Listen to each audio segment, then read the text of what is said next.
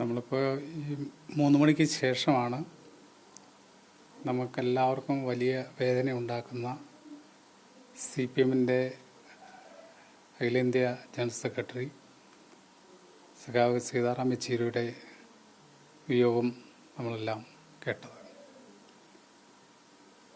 നമുക്കറിയാം, ആ നേതാവ് എത്രയോ കാലം ജീവിച്ചിരിക്കേണ്ടതും ഇന്ത്യയിലെ കമ്മ്യൂണിസ്റ്റ് പാർട്ടിക്കും ഇടതുപക്ഷ പ്രസ്ഥാനത്തിനും മതനിരപേക്ഷ പ്രസ്ഥാനത്തിനുമെല്ലാം തന്നെ നേതൃത്വം കൊടുക്കേണ്ട ഒരു സഖാവായിരുന്നു.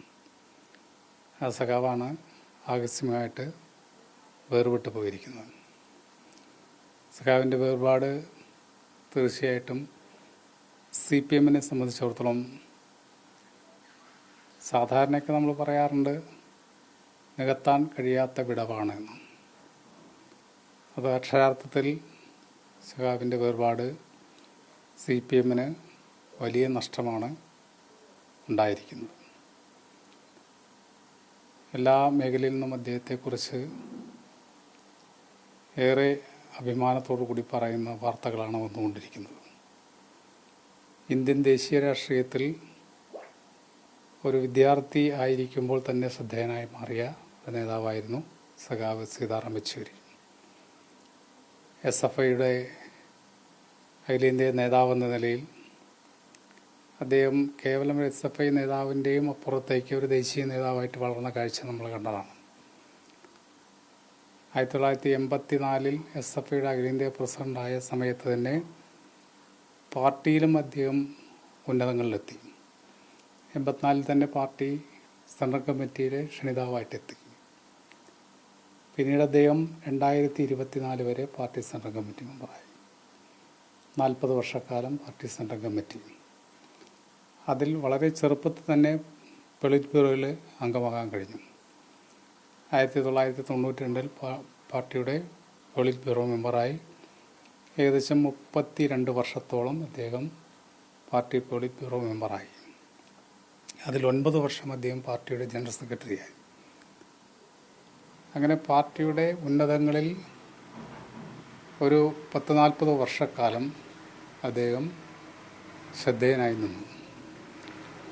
ദേശീയ രാഷ്ട്രീയത്തിൽ ഇടപെടേണ്ട സന്ദർഭങ്ങളിലെല്ലാം തന്നെ ഏറ്റവും ഫലപ്രദമായിട്ട് ഇടപെടുകയും ചെയ്തു. ഒന്നാം UPA ഗവൺമെൻറ്റിനെ അധികാരത്തിലെത്തിക്കുന്നതിന് വേണ്ടിയുള്ള പ്രവർത്തനത്തിൽ സുർജിത്തിനോടൊപ്പം തന്നെ ചേർന്ന് നിന്നുകൊണ്ടുള്ള വലിയ പ്രവർത്തനമാണ് നടത്തിയത്. പിന്നീട് ഉണ്ടായ ദേശീയ രാഷ്ട്രീയത്തിലെ ഓരോ സംഭവവാസങ്ങളിലും അദ്ദേഹം എടുത്ത നിലപാട്, പാർട്ടി എടുത്ത നിലപാട് ശ്രദ്ധേയമായിരുന്നു. ഈ കഴിഞ്ഞ തെരഞ്ഞെടുപ്പിൽ നമുക്കറിയാം, നമ്മുടെ രാജ്യം വലിയ രീതിയിലുള്ള ആശങ്കയുടെ മുൾമുനയിലായിരുന്നു. ആ സന്ദർഭത്തിൽ അദ്ദേഹത്തിൻ്റെ നിലപാടുകൾ, അല്ലെങ്കിൽ പാർട്ടി എടുത്ത നിലപാടുകൾ ഇന്ത്യയിലെ മതനിരപേക്ഷ ശക്തികളെ അധികാരത്തിലെത്തിക്കുക എന്നുള്ളതായിരുന്നു. സംഘടിതമായ ഇടതുപക്ഷ താല്പര്യം മാത്രമല്ല, വിശാലമായ രാജ്യ താല്പര്യം മുന്നിൽ കണ്ടുകൊണ്ടാണ് ഒരു മതനിരപേക്ഷ പ്രസ്ഥാനം ഇന്ത്യയിൽ വളർന്നു വരണം. ഇന്നത്തെ പ്രത്യേക സാഹചര്യത്തിൽ ഇടതുപക്ഷ ജനാധിപത്യ പ്രസ്ഥാനങ്ങൾക്ക് കൂടി ശേഷിയുള്ള കരുത്തുള്ള ഒരു പ്രസ്ഥാനമായിട്ട് ആ മതനിരപേക്ഷ പ്രസ്ഥാനത്തെ വളർത്തിയെടുക്കാൻ വേണ്ടിയും വലിയ പ്രവർത്തനം നടത്തി. ഏറ്റവും ശരിയായ നിലപാട് സ്വീകരിച്ചു. നമുക്കറിയാം, കഴിഞ്ഞ തെരഞ്ഞെടുപ്പിൽ മതനിരപേക്ഷ ശക്തികൾക്ക് അധികാരത്തിൽ വരാൻ കഴിഞ്ഞില്ലെങ്കിൽ പോലും ഇന്ത്യയിൽ വലിയ പ്രതീക്ഷ നൽകുന്ന ഒരു തെരഞ്ഞെടുപ്പ് റിസൾട്ടായിട്ട് ആ തെരഞ്ഞെടുപ്പ് റിസൾട്ടിനെ മാറ്റുന്നതിൽ അദ്ദേഹവും വലിയ പങ്കാണ് വഹിച്ചത്. ഇന്ത്യയുടെ ജനാധിപത്യം കാത്തുസൂക്ഷിക്കേണ്ടതിൻ്റെ ആവശ്യകതയെ സംബന്ധിച്ച് അദ്ദേഹം നിരന്തരമായിട്ടുള്ള പ്രഭാഷണങ്ങളാണ് നടത്തിയത്.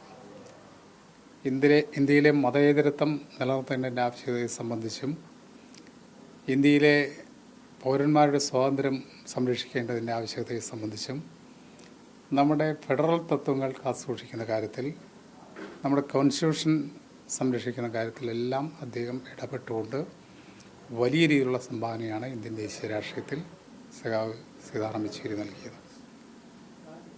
ഇടതുപക്ഷ പ്രസ്ഥാനങ്ങളെ ശക്തിപ്പെടുത്താൻ വേണ്ടിയുള്ള വലിയ പ്രവർത്തനങ്ങളാണ് അദ്ദേഹം നടത്തിക്കൊണ്ടിരിക്കുന്നത്.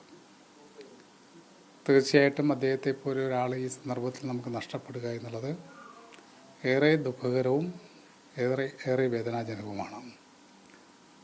ആ സഖാവ് ഞാൻ നേരത്തെ പറഞ്ഞ പോലെ കുറേ കൂടി കാലം ഇന്ത്യയിലെ ഇടതുപക്ഷ പ്രസ്ഥാനങ്ങൾക്ക് നേതൃത്വപരമായിട്ട് പങ്ക് നൽകാൻ കഴിയുന്നൊരു സഖാവായിരുന്നു. നേരത്തെ പറഞ്ഞു, നമ്മുടെ ഇന്ത്യൻ ദേശീയ രാഷ്ട്രീയത്തെ സംബന്ധിച്ചും അന്തർദേശീയ രാഷ്ട്രീയത്തെ സംബന്ധിച്ചും ഏറ്റവും ശരിയായ നിലപാടുകൾ പാർട്ടിയിൽ വളർത്തിയെടുക്കുന്നതിൽ അദ്ദേഹം വലിയ പങ്ക് വഹിച്ചു. ഇന്ത്യൻ കമ്മ്യൂണിസ്റ്റ് പാർട്ടിക്ക് മാത്രമല്ല, ലോക കമ്മ്യൂണിസ്റ്റ് പാർട്ടികളുടെ പ്രവർത്തനങ്ങളും അദ്ദേഹം ഇടപെടുകയുണ്ടായി. ഓരോ രാജ്യത്തും കമ്മ്യൂണിസ്റ്റ് പാർട്ടിയിൽ ഉണ്ടായിക്കൊണ്ടിരിക്കുന്ന വ്യതിയാനങ്ങളെ സംബന്ധിച്ചും അല്ലെങ്കിൽ വ്യത്യസ്തങ്ങളായിട്ടുള്ള കാഴ്ചപ്പാടുകളെ സംബന്ധിച്ചും ശരിയായ രീതിയിൽ പഠിക്കുകയും അത് പാർട്ടിയിലാകെ പഠിപ്പിക്കാൻ വേണ്ടിയുള്ള പ്രവർത്തനം സംഘടിപ്പിക്കുകയും ചെയ്തു. ദയവായിട്ട് കൂടുതൽ ഇടപഴകാൻ കഴിഞ്ഞത് 98 ശേഷമാണ്. നേരത്തെ SFIയുടെ അഖില ഇന്ത്യ പ്രസിഡന്റ് എന്ന നിലയിലൊക്കെ അദ്ദേഹത്തിന് പല പരിപാടികളിലും പങ്കെടുക്കാൻ കഴിഞ്ഞു. 98 ശേഷം പ്രധാനമായിട്ടും നമ്മുടെ കമ്മ്യൂണിസ്റ്റ് നേതാവായിരുന്ന സഖാവ് EMSൻ്റെ വേർപാട്, നമുക്കതെല്ലാം ഉൾക്കൊള്ളാൻ കഴിയാവുന്നതിൻ്റെ അപ്പുറത്തായിരുന്നു EMSൻ്റെ വേർപാട് 98. അന്ന് മുതൽ EMSനെ കുറിച്ച് സ്മരിക്കുന്ന ഓരോ പരിപാടിയിലും സഖാവ് സീതാറാം യെച്ചൂരി പങ്കെടുത്തിരുന്നു.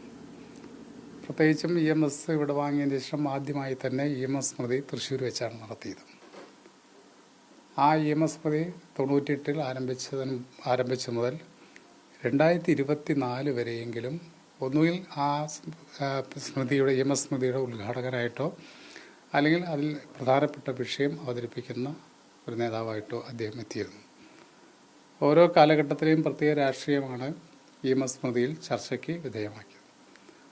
ആ വിഷയങ്ങളെ സംബന്ധിച്ച് കൃത്യതയോടുകൂടി പങ്കെടുക്കുന്ന പ്രതിനിധികൾക്ക് മാത്രമല്ല, അത് നമ്മുടെ രാജ്യത്തിന് സന്ദേശമാക്കി മാറ്റാൻ സഖാവിൻ്റെ ഒരു പാഠവും നേരിട്ട് മനസ്സിലാക്കാൻ കഴിയും. കാരണം 98 മുതൽ തന്നെ EMS സ്മൃതിയുമായി ബന്ധപ്പെട്ട് പ്രവർത്തിക്കുന്ന ഒരു എളിയ പ്രവർത്തകൻ എന്ന നിലയിൽ അദ്ദേഹത്തിൻ്റെ സംഭാവന ഏറ്റവും മഹത്തരമായി. അതുമാത്രമല്ല, ഞാൻ ഉദാഹരണം പറഞ്ഞെന്നുള്ളൂ, എല്ലാ മേഖലയിലും അദ്ദേഹം വിരാജിച്ചു. ഓരോ വിഷയങ്ങളെയും കമ്മ്യൂണിസ്റ്റ് ആശയത്തിൽ അധിഷ്ഠിതമായിട്ട് തന്നെ അതിനെ വിശകലനം ചെയ്യാനും അത് വിശദീകരിച്ച് കൊടുക്കാനും അത് പാർട്ടി പ്രവർത്തകരെയും പൊതുജനങ്ങളെയും അതിലേക്ക് ആകർഷിക്കാനും അദ്ദേഹത്തിന് കഴിഞ്ഞു എന്നുള്ളത് വലിയൊരു പ്രത്യേകതയാണ്. അസാധാരണമായ ഒരു വ്യക്തിത്വത്തിനുടമയായിരുന്നു സഖാവ് Sitaram Yechury. Communist party of India മാർക്സിസ്റ്റിനെ സംബന്ധിച്ചിടത്തോളം ഏറ്റവും വലിയ നഷ്ടമാണ് സഖാവിൻ്റെ വേർപാടിലൂടെ ഉണ്ടായിരിക്കുന്നത്. അതോടൊപ്പം തന്നെ ഇന്ത്യയിലെ ഇടതുപക്ഷ രാഷ്ട്രീയത്തിനും വലിയ തിരിച്ചടി തന്നെയാണ് അദ്ദേഹത്തിൻ്റെ വേർപാടുണ്ടാകുന്നത്. മതനിരപേക്ഷ ശക്തികൾക്കും അദ്ദേഹത്തിൻ്റെ വേർപാട് നഷ്ടബോധമുണ്ടാക്കുകയാണ്. അപ്പോൾ ഇന്ത്യൻ ദേശീയ രാഷ്ട്രീയത്തിൽ തിളങ്ങി നിൽക്കുന്നൊരു സമയത്താണ് അദ്ദേഹം നമ്മളിൽ നിന്ന് വേർവിട്ട് പോയത് എന്നുള്ളത് ഏറ്റവും വേദനാജനകമായിട്ട് കാര്യമാണ്. ഇപ്പോൾ ഈ അടുത്ത കാലത്ത് തിരഞ്ഞെടുപ്പ് കഴിഞ്ഞതിന് ശേഷം, ഞാൻ ഇന്ത്യൻ പാർലമെൻറ്റിലേക്ക് തിരഞ്ഞെടുക്കപ്പെട്ടതിന് ശേഷം 18ാം ലോക്സഭാ തിരഞ്ഞെടുപ്പിന് ശേഷം അദ്ദേഹമായിട്ട് കൂടുതൽ അടുത്ത് വീണ്ടും ബന്ധപ്പെടാം. അപ്പോൾ ഇന്ത്യൻ പാർലമെൻറ്റിലേക്ക് തന്നെ അദ്ദേഹം 2 പ്രാവശ്യം വന്നു. ഒന്ന് പാർലമെൻ്ററി പാർട്ടി യോഗം കൂടാനാണ് വന്നത്. 4 അംഗങ്ങളെ ഉള്ളൂ എങ്കിൽ പോലും ആ 4 അംഗങ്ങളുടെ യോഗത്തിൽ അദ്ദേഹം പങ്കെടുക്കുകയും പാർലമെൻ്ററി പാർട്ടി ലീഡറായിട്ട് എന്നെ തിരഞ്ഞെടുക്കുകയും ആ യോഗത്തിലും അദ്ദേഹം പങ്കെടുത്തു. അതിനുശേഷം സംയുക്ത പാർലമെൻ്ററി കൂടിയുണ്ടായി. അതായത് രാജ്യസഭയിലെയും ലോകസഭയിലെയും CPMൻ്റെ 8 അംഗങ്ങളെ വെച്ചുകൊണ്ടുള്ള യോഗത്തിൽ, ആ യോഗത്തിലും ആ സഖാവ് വളരെ ക്ഷീണിതനാണെങ്കിൽ പോലും ആ യോഗത്തിൽ വന്ന് ഞങ്ങൾക്ക് വേണ്ട നിർദ്ദേശങ്ങൾ നൽകുകയുണ്ടായി. പ്രത്യേകിച്ചും നമ്മുടെ ഇന്ത്യൻ പാർലമെൻറ്റിൽ ഇടപെടേണ്ട കാര്യങ്ങളെ സംബന്ധിച്ചാണ് അദ്ദേഹം പ്രധാനമായിട്ടും സൂചിപ്പിച്ചത്. അദ്ദേഹം ഏകദേശം 14 വർഷക്കാലം ഇന്ത്യൻ പാർലമെൻറ്റ് അല്ലെങ്കിൽ രാജ്യസഭയിൽ ഉണ്ടായിരുന്ന അനുഭവങ്ങൾ പറഞ്ഞു. ആ അനുഭവങ്ങളൊക്കെ വലിയ ഇതാണ്. നമ്മുടെ ഇന്ത്യൻ പാർലമെൻറ്റിൽ അദ്ദേഹത്തിൻ്റെ ഇടപെടലൊക്കെ വലിയ രീതിയിൽ ചർച്ചയ്ക്ക് വിധേയമായി. ഓരോ വിഷയത്തിലും അദ്ദേഹം പാർലമെൻറ്റിൽ ഇടപെട്ട രീതികളൊക്കെ പരിശോധിക്കുമ്പോൾ അസാധാരണമായിട്ടുള്ള ഇടപെടലാണ് ഉണ്ടായത്. അതുകൊണ്ട് തന്നെ അദ്ദേഹം പറഞ്ഞു, നമുക്ക് ഇന്ത്യൻ പാർലമെൻറ്റിൽ അംഗസംഖ്യ കുറഞ്ഞാലും നമ്മൾ ഇടപെട്ട് പോകണം, ഓരോ രംഗത്തും ഇടപെട്ട് പോകേണ്ടതിൻ്റെ ആവശ്യകത കൂടുതൽ സമയമെടുത്ത് പറഞ്ഞുകൊണ്ടാണ് അദ്ദേഹം ഞങ്ങളുടെ അടുത്തുനിന്ന് വിടവാങ്ങിപ്പോയത്. പക്ഷേ പിന്നീടാണ് പെട്ടെന്ന് തന്നെ അദ്ദേഹം അസുഖബാധിതനാകുന്നത്. ലങ്സിനെ ബാധിച്ച അസുഖമാണ്.